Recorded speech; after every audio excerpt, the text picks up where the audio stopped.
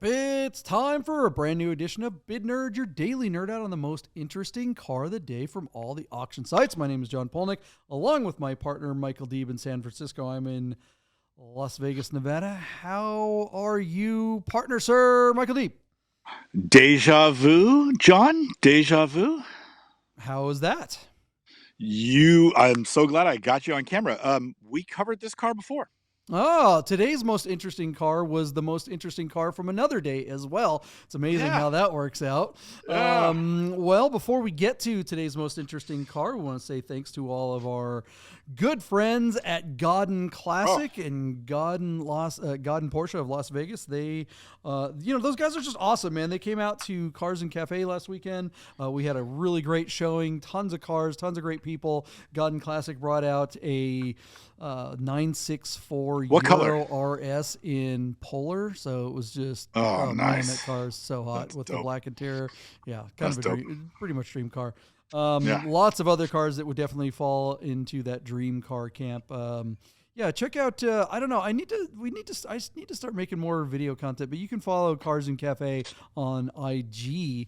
If you guys ever find yourself in Las Vegas on the last Sunday of the month, come and join us in the Arts District. It's a great time, and Godden Classic helps us out with that as well. So that's a good time. Michael Deeb, are you getting excited about Luftkult? We got Luftkult on Oh my my on my God, there's hat. so much going on. So much going on. Yeah, it's gonna be really fun. Please, again, if you're part of the Nerd Herd, you watch this show, know that me and JP and a couple of our really good friends, Yuri and Ben the Professor and Naveed, are planning to do quite a few things to make the whole weekend fun. Namely, a professor-run rally out of South Marin up the coast of Marin and probably into the bottom of the Sonoma coast. That should be a ton of fun. So watch the space. Reach out to us directly if you think you're going to be in the Bay Area for Luftkult 9 at the end of April. Let us know, and we will get you the details of an invite-only open house after the Professor Run rally on the cusp or on the eve of the Luftkult weekend. It should be a blast, and we look forward to maybe meeting some of you guys in person. There'll be food, music, cool cars, and swag bags, and of course, the nerds themselves will be there in the flesh. So please let us know if you're going to be around. It's going to be epic. Yeah, man. Everyone in our kind of Bid Nerds ecosystem, the whole Derfossil Nation ecosystem, Rami from the Rami Show is going to be there. Dwayne Wick from Dur or Die Porsche Podcast is going to be there. Pretty much everyone who's anyone in our little world is going to be at this show. So it's going to be great to really meet a bunch of you guys. So, all right. What is the most interesting car from some other day that is also that interesting today? What's going on, Michael D? What do we got? John, if I could call your attention to December 9th of 2020. Do you remember what you were doing on that day? I'm going to be reminded. I'm guessing I was looking at this car. No, it's the first time me, you, and Dwayne went live to watch an auction close on Bring a Trailer, and we filmed it live. I think we did it on IG. I think it's prior to our YouTube-ness, but this car, unfortunately, we talked for minutes leading up to the close of the auction, and this car didn't really get another bid, so it was very anticlimactic, but it's the first time we covered a car when it closed, and it failed to sell at $230,000. And what we are talking about is now on PCAR market, this 1975 Porsche 911S Back-Date built by Patrick Motorsports with a twin-turbo motor. I mean, JP, look at this fire-breathing dragon. It is unbelievable. What a car. Just unreal. So it's a 3.6 that was bored out to 3.8. They call it a GT2 base 3.8 liter engine featuring a twin plug head with 2 turbochargers and an output of 600 horsepower on very low boost. The car otherwise has it's a very typical RSR backdate with an oil cooler in the front, wide fenders grafted onto the front and rear of the car.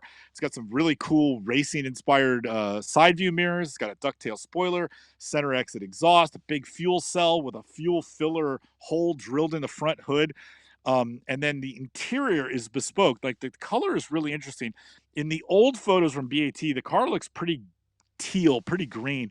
But in these photos of the car taken in the sunlight on PCAR Market, the car looks very blue, almost, more Miami bluish than a teal color per se. But the interior is where it gets really subjective because they've taken that teal color and blended it with a very off-putting caramel houndstooth, and then the fixed back seats, leather thick steering wheel, and they even covered. They use the same leather to cover a roll bar that goes throughout the inside of the car. So the inside is going to be very take it or leave it, but the outside of the car I think has a really broad appeal. I will just go out on a limb and say, I don't think this car is for everybody. I don't think most Porsche drivers should be to have access to that much power in this light of platform. I would say that most guys, John, probably would be dangerous behind the wheel of this car. It is that effing fast. I mean, if you look at the specification of the car and consider the curb weight, you're talking about a car that has more power and less mechanical grip and less weight than a contemporary GT3 RS. You know what I'm saying? Like this is stratosphere stuff. It's really out there. The car failed to sell on BAT, but I would say that we did that really tucked up into a time when there was still a lot of things in this country were closed and a lot of communities were still experiencing like a shelter in place kind of thing.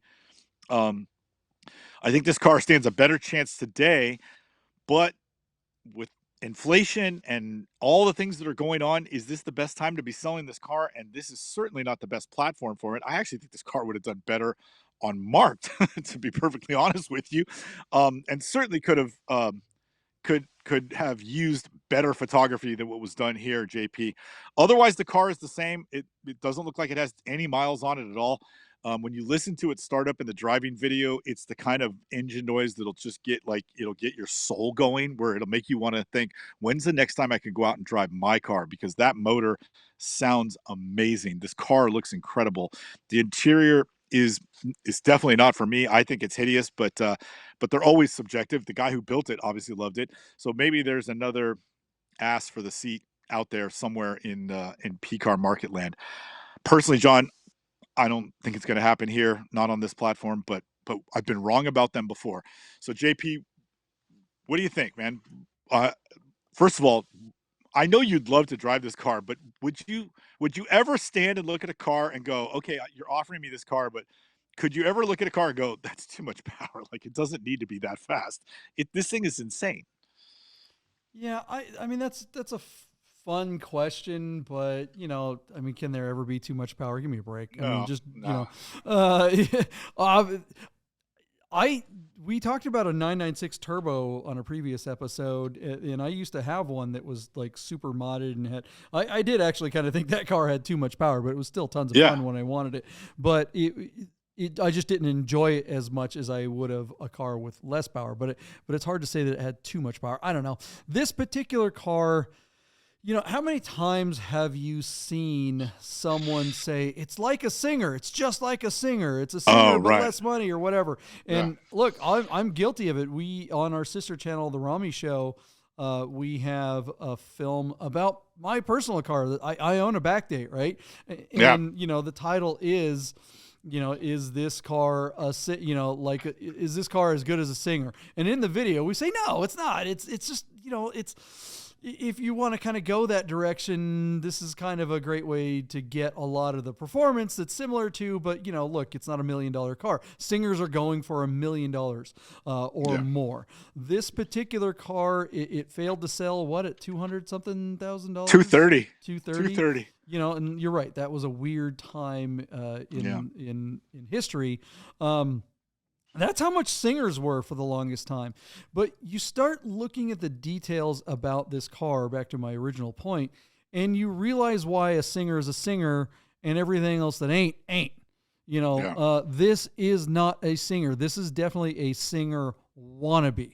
There are cars that are Singer inspired, and there are cars that are just blatant knockoffs. And it's amazing that this car, as awesome as it is with all the function, I mean, that engine has got to be just unbelievable. Driving this car has just got to be a monster. But the aesthetic attention here, even though it's executed, perfectly, it's the aesthetic ideas that are a failure here. They just get the little stuff wrong in a huge, huge, huge way. And it's obvious. Anyone that knows what a Singer is would look at it. No one would be fooled.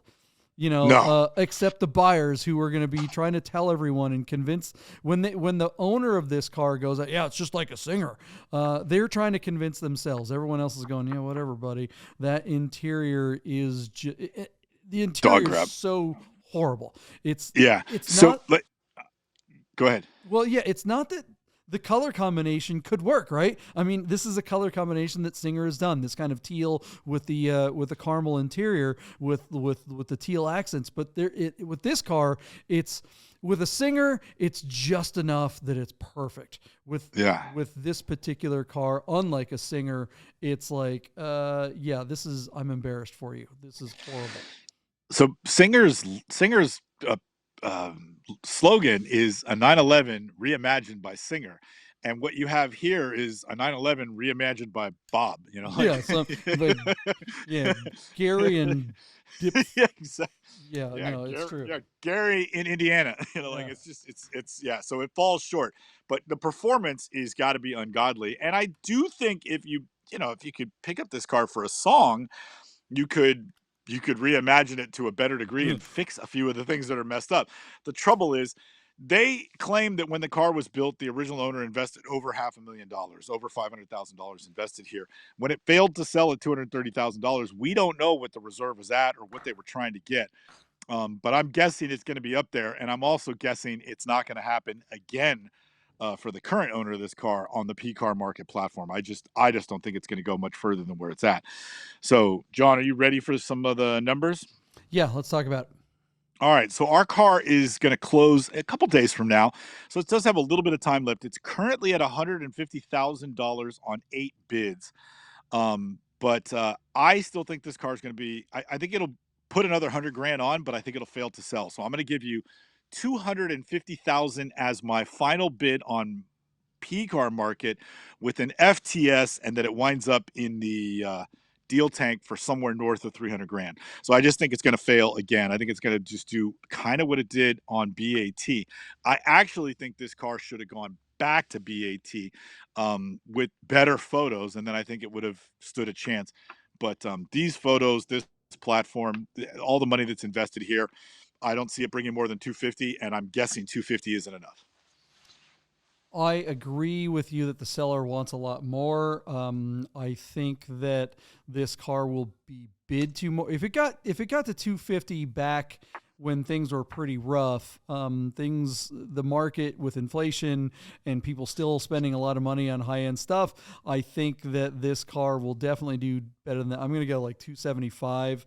You're going to take the over. Yeah, I'm gonna heck, this thing could get 300, but I'm with you. I don't think the seller is going to sell it for that. I think, we've talked about how, inflation is a big thing between 2020 and now. Yeah.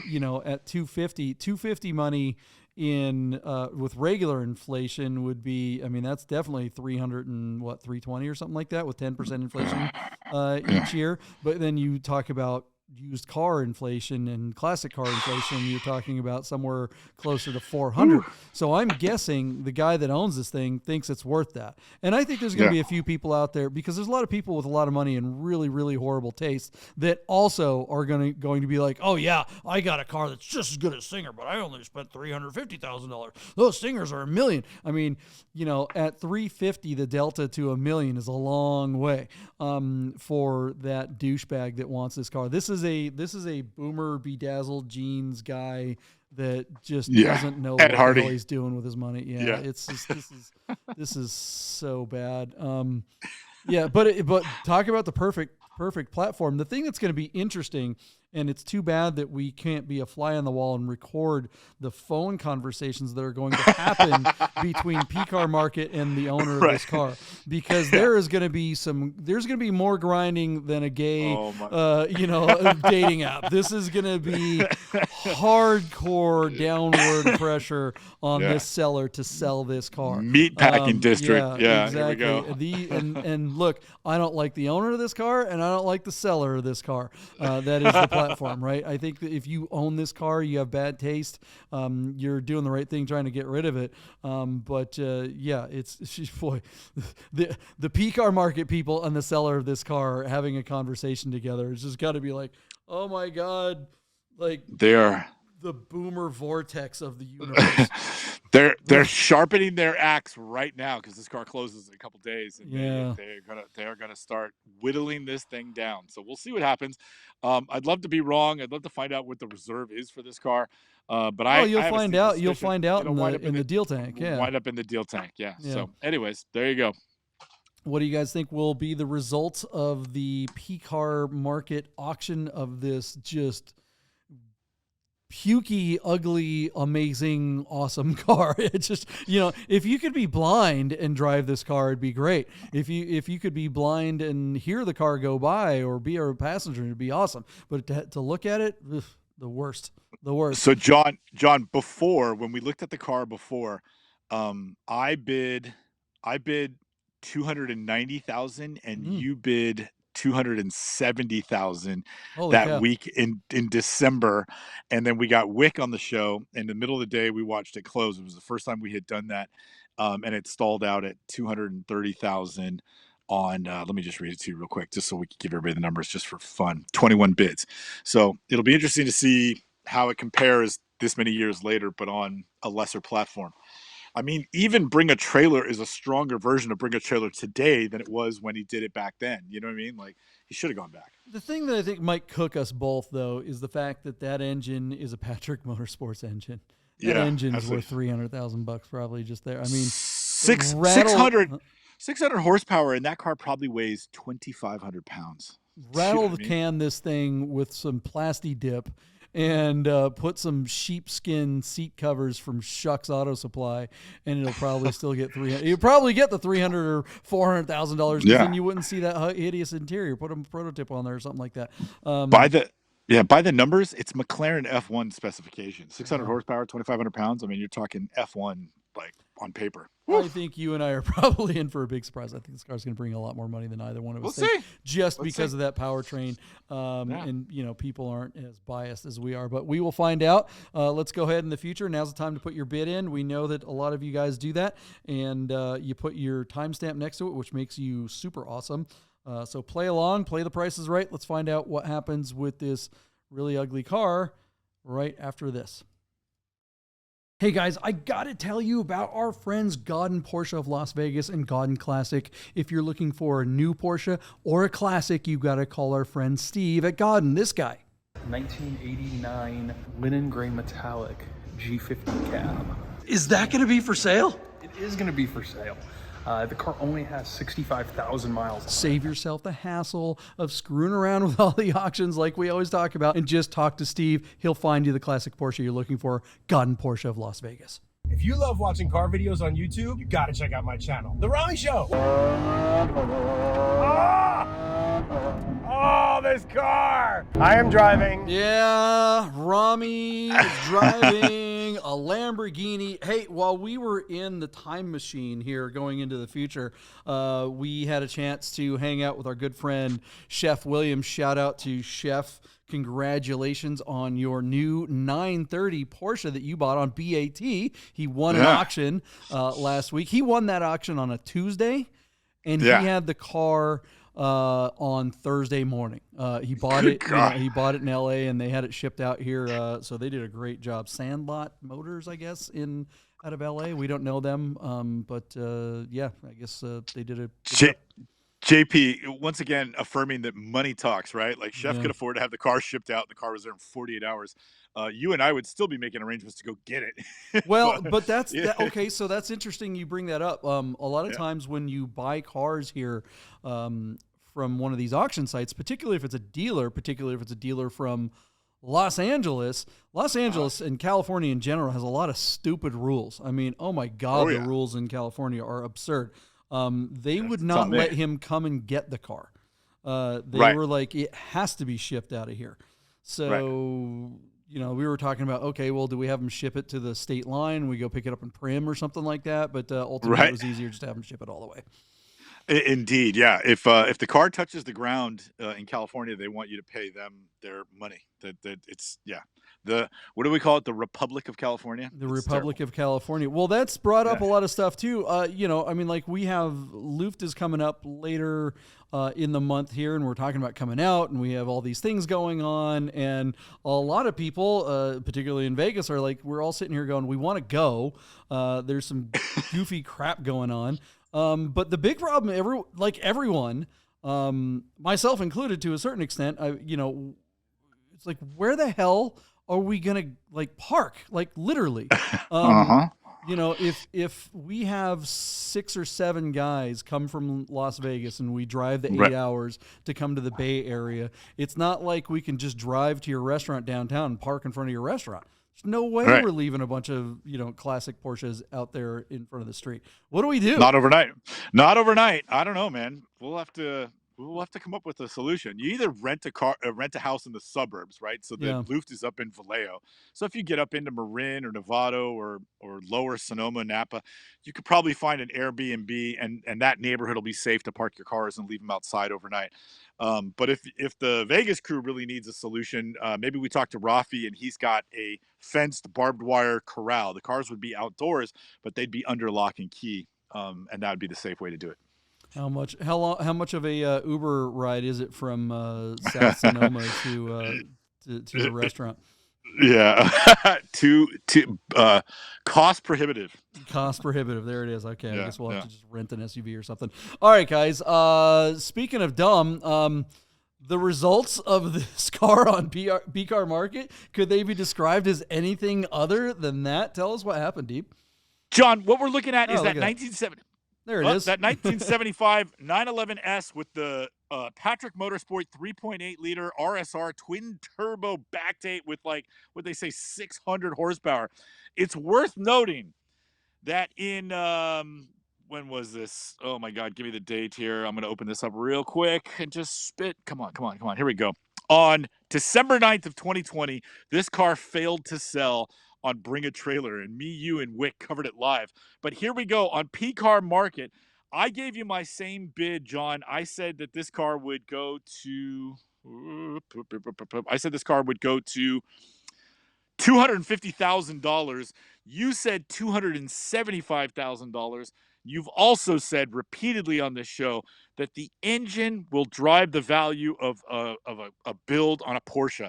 And this has got to be one of the sickest motors we've seen on any backdate, period. A 3.8 RSR twin-turbo with 600 horsepower, that's a big motor. This is a big result. Our car sold on PCAR Market for $310,000 on 42 bids, and I'd say that's a fair value for the car. I think that's all the money for a car that has been owned by 2 or 3 people since it was built. So that number makes sense. The fact that they got it on PCAR Market is the surprise. Congratulations to everybody involved. And John, you won that one. You took the over. And you're only $35,000 away from a Yahtzee. Only $35,000. Yeah, it's tough to take a celebratory lap being that off. I mean, but at the same time, I'm playing the Price is Right game with all of you guys out there in the audience. All I got to do is bid over or under to win, right? So if I were on my own and or like if I had gone first, I probably would have bet way higher, just because, again, that engine was just stupid. It was just crazy stupid. And that is really the thing. You're right. I didn't, like we both said, we didn't really like a lot of the aesthetic choices of this car, but a lot of that stuff could have been reversed. Still though, even at 3 and change, that's still way, way, way less than a Singer. And this car is definitely right there in Singer performance, is it not? It's got to be faster than a Singer. It might not be as congruent, like the way everything works together. This is somebody just snapped a bunch of pieces onto an old 911S, whereas Singer really rebuilds the car and the way they weld things and the way they brace things and the way they tune things. This is just a parts bin catalog of things thrown at a car, probably fine-tuned by the really good people at Patrick Motorsport. But this, despite being quicker and faster and arguably a better lap time than a Singer, Singer feels like, and again, just based on everything I've heard, a car that was created, and reimagined, as they say, completely from the ground up. Whereas this is a car where everything's been grafted onto an old 911S, and it's just the best of everything with way more power. I mean, John, by the numbers, I mean, this is GT2 performance and probably 1,000 pounds lighter than a GT2. I mean, this car is insane. So actually, the more I think about it, 300 grand probably is under market value, and I think the guy might have stole it. They said they paid $500,000 to build this thing, and that was several years ago. And we know that you could not do that again today without spending $700,000 or $800,000. So if you paid 300 grand for an $800,000 build today and didn't have to wait, that's a pretty good value right there. I think somebody did really well. And with all the money you saved, you can un-F that interior and make the car look a little bit nicer. Put some meatballs on this car, it would look really cool, right? Yeah, you could salvage that color. The interior is tough, but also salvageable with money. Then you're going to, I mean, geez. So, yeah, what do you guys think of the results of this? Would this have done better on BAT? Do we think it would have really bought any more money? Or do you think that, here's a question for you, Deeb. We talk about all the time, like, the value of blue chip collector Porsches. So call it like, an M491 89 with, 15,000 miles on it, and sure. In a popular color, that's just perfect and stock, right? That's kind of like the safest class because it's stock, it's blue chip, it's original. You're never going to have anyone argue with that. Then you have these hot rods. Stuff, you've got a project and people have put a bunch of money into it, and we talked about how expensive these engines are to build. Okay, so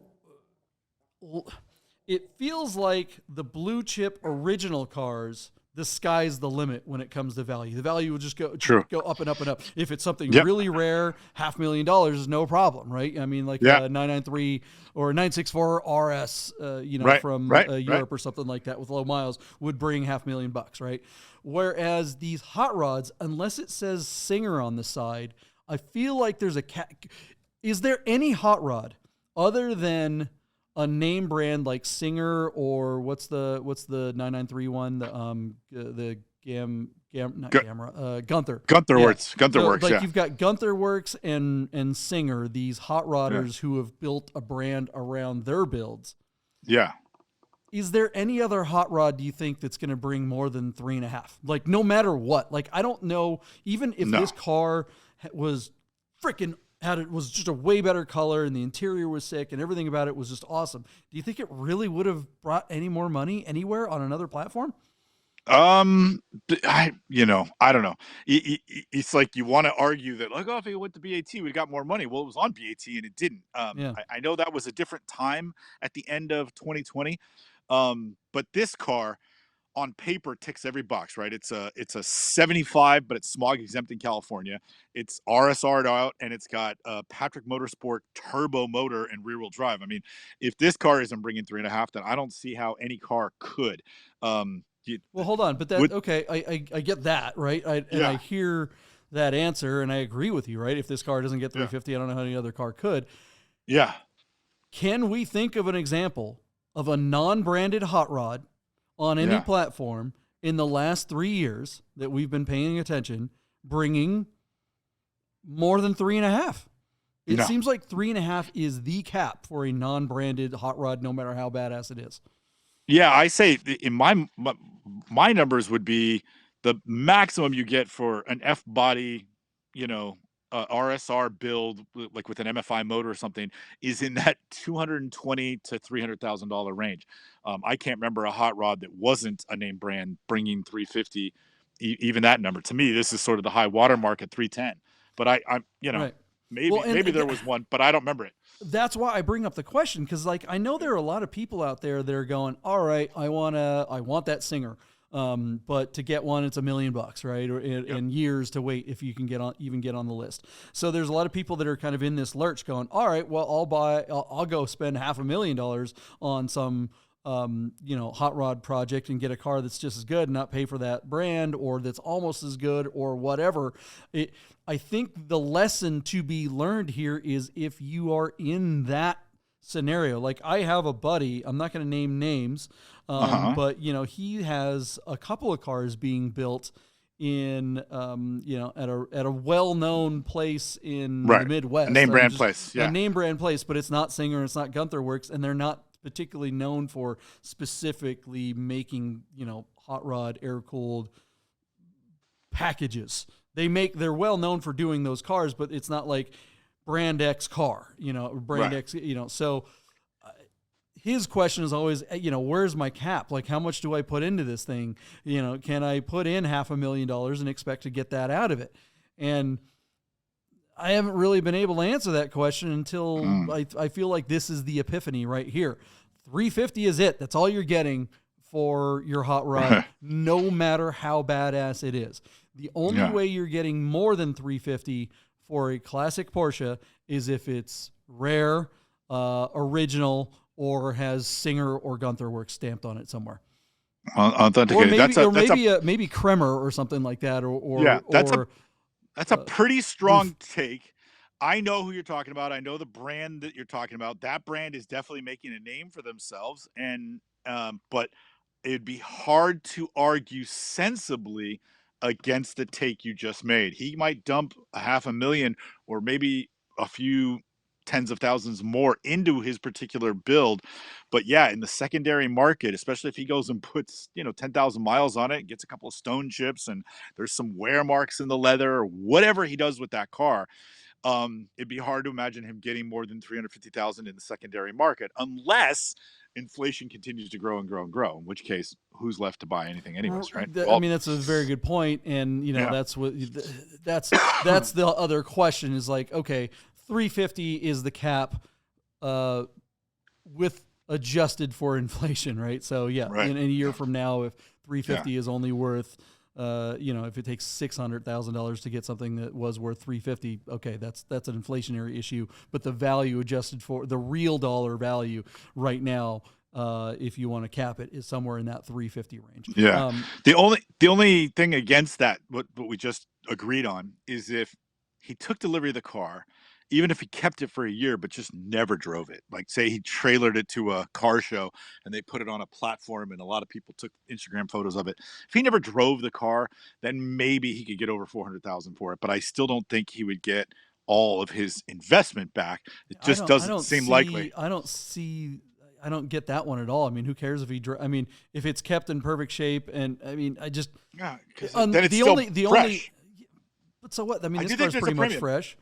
I don't think, fresh or not, we haven't seen any hot rod get more than 350. Right off the showroom floor of whoever built it or driven for a while. It just there's no exception other than name brand hot rods. I mentioned just a second ago Roof and what's the other one? Roof, maybe Gambala or something like that. Kremer, but those are classic. Those guys aren't even really. Roof is still building stuff, so that's another example. But if it doesn't, the moral of the story is there's a bunch of people out there building these one-off amazing hot rods with all the bespoke stuff, but if you don't have a name brand on it, it ain't going to appreciate. That would be the exception for the person that we're talking about, is that if between the time that he takes delivery of it and maybe a year later that brand gets out there and promotes themselves and becomes a brand like Singer and Gunther and is known at that point, if they build that brand, then okay, you're in the money, then that could work. But if it's a one-off, or if that brand doesn't step up and it's just another really cool, great one-off hot rod, I think you're stuck. That's it. Yeah. Don't spend more than 3.5 on your hot rod if you want to see any of that money back. What do you guys think of that take? Let us know in the comments below. Are there any other Porsche hot rod builders out there that you think might be in that same category of getting more money than that 350? Have you seen an example of a hot rod that's gotten more money than that? Let us know in the comments below. We'd sure like to reconcile our BS takes with reality. What's that, Deep? One more little tidbit. Roof is building a brick and mortar design studio in South Florida, in Miami, so that you will now be able to just travel to Miami and design your $1 million custom backdated Porsche, and they'll ball it all out. They're doing it on air cooled cars, not just modern stuff. I think, well, I don't know what they're doing, but they're building a brick and mortar studio in the US, and that's a first for Roof. So they are back in business, man. They are, and my guess is clients go down there and then they take you out and show you a really good time because you're going to probably sign on the dotted line for some extraordinary money. I would have assumed that was all the modern stuff, but I have no idea. Yeah. So it might be something to talk about in the future. All right, guys, that's it. We'll see you tomorrow on the most interesting car of the day from all the automotive enthusiast auction sites. Bid Nerds. Bye. Where's the end of the show? We have the end of a show. Oh yeah, it's right there. Get those nerds!